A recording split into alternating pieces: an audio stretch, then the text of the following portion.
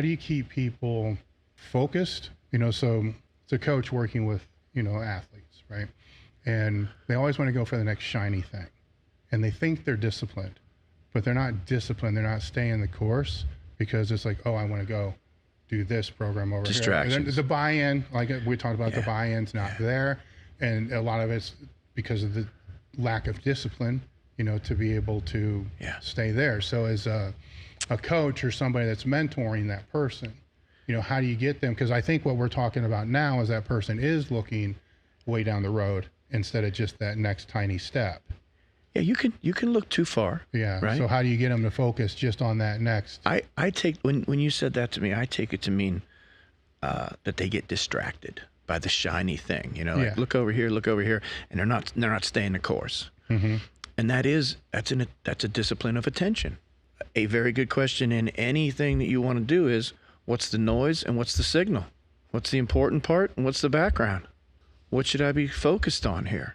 How do I separate out the stuff I need to pay attention to from the stuff I do not need to pay attention to? And I think that's a skill. I think it needs to be developed. I think it can be taught. You're talking about the controllables and the uncontrollables. I mean, that's one way to kind of very quickly gather it. When you're working with just the controllables, that's vast. Because you can go just take one of them and you go down a rabbit hole there, and there's a lot. Yeah, we have a lot to say about what happens to us. How do they know which ones to focus on, which ones to prioritize, or do they just skim the surface on all of them? You see, I'm not a skim the surface kind of guy. Yeah, I know that. I like to make an effort because they'll be overwhelmed when they not. Can be, right? Yeah, too much to do. I like to simplify things. I like to look at things that signal to noise. What is important here and what doesn't need?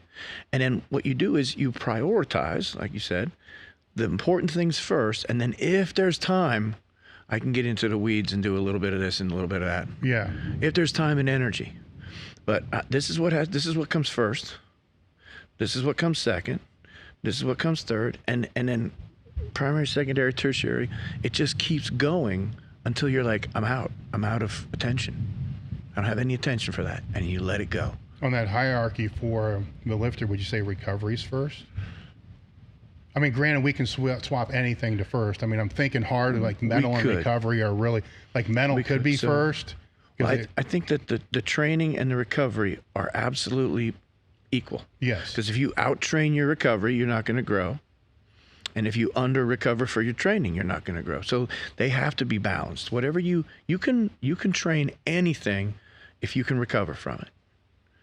So if you build yourself to a point and you control your recovery enough, then you can do all kinds of stuff. But if you don't, you have to stop your training with what you can, because then all that training above what you can recover from is lost and in fact becomes counterproductive. So I think those two are kind of linked together. The program doesn't end with the sets and reps in the gym. The program is the sets and reps in the gym, the exercises, the technique, and then the recovery and the sleep and the food. And I have a new pillar of recovery that I think I've discovered that is kind of important. That's renewal. What do you do to renew yourself? So it's important to stress relieve and get rid of stress. Do something that takes stress away. But it is also important to do something that adds to you, fulfills you. It could be anything. It could be a walk with your wife.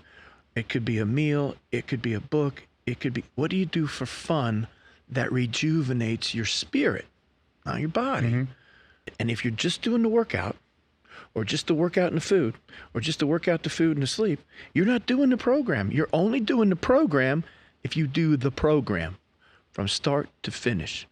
You wouldn't go into the gym and skip 4 sets at the end of the program in the gym. You'd be just like, I'm not doing those. That's part of the program.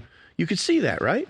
We have to keep looking at recovery and all the rest of the program. And if we don't do it, it's just like walking out on some sets. You're not doing the program unless you do all the program. It's continuous. Yeah. You can't stop it at any point and expect to get the results from the program.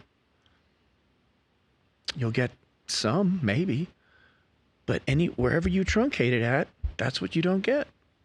If you don't do something to stress reduce or mental training or rejuvenation, something that fills you back up and recharges your batteries, gives back to you. Well, yeah, that would just be a constant state of,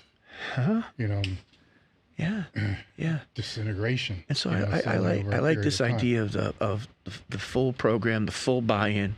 Yes. Showing up for the whole thing. Well, I think it's key right there, showing up for the whole thing, because people are notorious for showing up for the things they like. Absolutely. I like that. I'll do it. They don't want to show up for the things that they don't like, even though those are the things that they probably need to do. Did you do your calves? Yeah. No, I skipped them. Yeah. Well, calves, I mean, it's not just that. It's the caloric intake, the water intake, all these other variables that play into that. Or, outside of the gym, the conversation that you need to have that you just won't have. Yeah. Things that the conversation you won't have. That you won't have, right? Yeah. So then stress goes up and you can't recover because of then there's that whole, spiraling down. It's more than just sets, right? Like you said, it's more than the sets, reps, and all those other things.